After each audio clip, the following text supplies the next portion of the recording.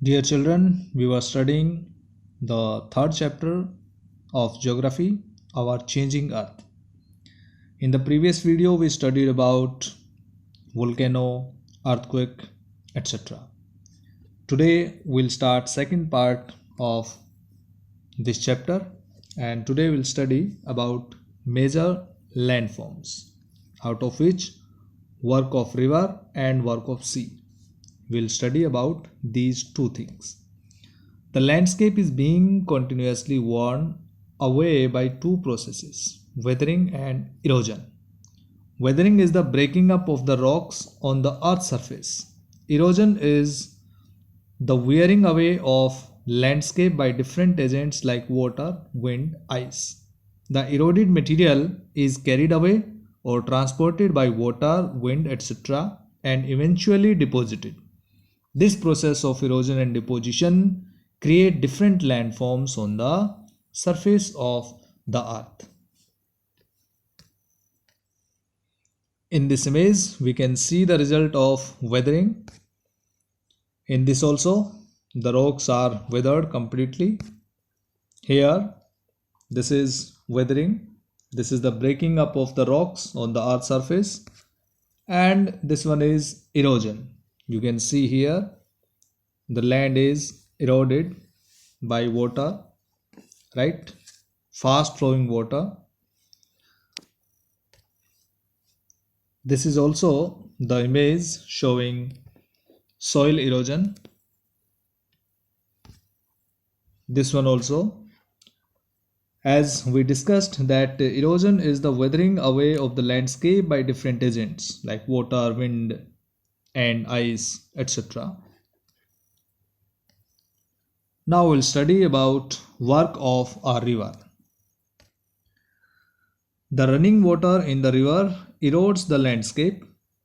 When the river tumbles at steep angle over very hard rocks or down a steep valley side, it forms a waterfall as you are looking in this figure.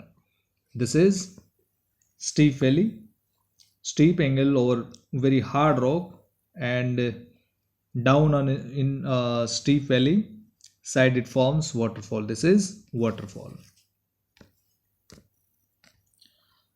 You know that a river originates from mountains or glaciers, right? As the river enters the plain, it twists and turns, forming large bends.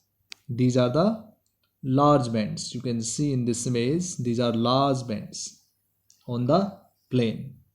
These large bends known as meander. Meander, right? Meanders. Due to continuous erosion and deposition along the sides of the meander, the ends of the meander loop come closer. These are the loops, come closer. In due course of time, the meander loop cuts off from the river and forms a cut-off lake, also called an oxbow lake. You can see in this figure number 3.5, features made by a river in a floodplain. This is the river from here, and this one is floodplain. So we have talked about meander. This is meander like this, and this is oxbow lake, right? At times the river overflows its banks like this, and this leads to flooding of the neighboring areas. As it floods, it deposits layers of fine soil and other material called sediments along its banks. This leads to the formation of a flat, fertile floodplain like this. This area is floodplain like this. Floodplain. The raised banks are called levees. These are the raised banks. As the river approaches the sea, the speed of the flowing water decreases and river begins to break up into number of streams. These streams called distributaries. The river becomes so slow that it begins to deposit its load. Each distributary forms its own mouth The collection of sediments from all the mouths forms a delta. See in this figure 3.6, this is the main river till now, and after that it slows, means its speed gets low, and after that some other streams diverts, right? So this diversion and different channels are known as distributaries. Clear? Distributaries. And all these distributaries, small streams and rivers, have their own mouths. So this area is known as delta. I hope that you are getting my point. This area is known as delta. See this maze, floodplain. You can see these are the floodplains here, and these are the levees, right? Raised banks, and water at flood stages, right? In this way, and it carries silt and clay, sand with it, right?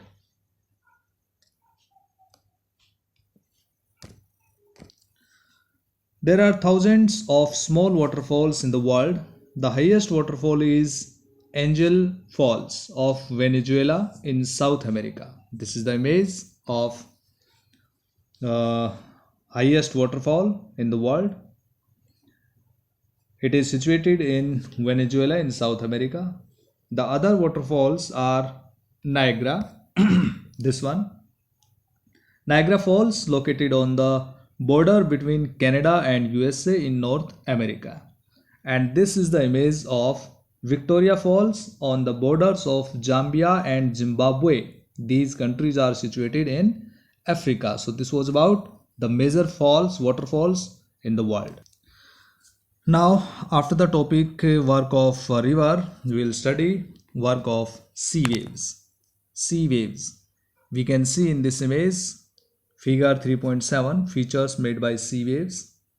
We can see sea arc, stack, sea caves. This is all due to sea waves, right? In the ocean. The erosion and deposition of the sea waves gives rise to coastal landforms. One thing, sea waves continuously strike at the rocks, cracks develop. Over time they become larger and wider, thus hollow like caves are formed on the rocks. We can see in this image like this. They are called sea caves. As these kinds of cavities become bigger and bigger, only the roof of the caves remain, thus forming sea arcs like this. This roof is remain. Further erosion breaks the roof and only walls are left. These wall-like features are called stacks like this. Clear? So these three forms we have studied. And the steep rocky coast rising almost vertically above seawater is called sea cliff. See this image. This is the steep rocky coast rising almost vertically above seawater. In this way, this is seawater and it is vertically like this. Okay, so it is known as sea cliff. The sea waves deposit sediments along the shores forming beaches. This is beach, shore face, and this one shore. So in this way beaches are formed, sea cliffs are formed, and due to sea waves. I hope that you are getting my point. So dear students, in this video, this was about work of river and work of sea waves. So I hope that you got the point that how the different kinds of landforms created due to rivers and sea waves. In the next video, we will study about work of ice and work of wind. Thank you. Have a nice day.